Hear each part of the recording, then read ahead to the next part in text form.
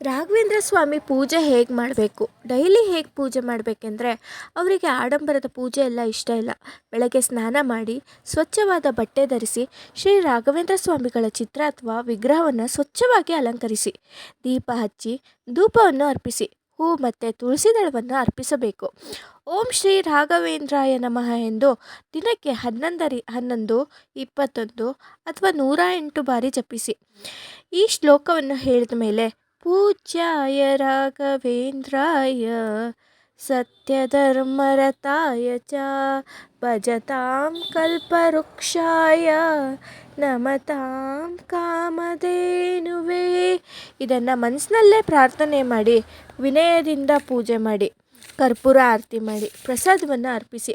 ಗುರುವಾರ ಬಿಳಿ ಅಥವಾ ಹಳದಿ ಹೂಗಳಿಂದ ಅಲಂಕಾರ ಮಾಡಿ ಹಣ್ಣು ಅಥವಾ ಪಾಯಸ ಪಂಚಾಮೃತವನ್ನು ಸಮರ್ಪಿಸಿ ರಾಘವೇಂದ್ರ ಸ್ತೋತ್ರ ಪಾರಾಯಣ ಮಾಡಿ. ಬಡವರಿಗೆ ಅಥವಾ ಸಹಾಯ ಅಂತ ಕೇಳಿದವರಿಗೆ ಏನನ್ನಾದರೂ ಕೊಡಿ.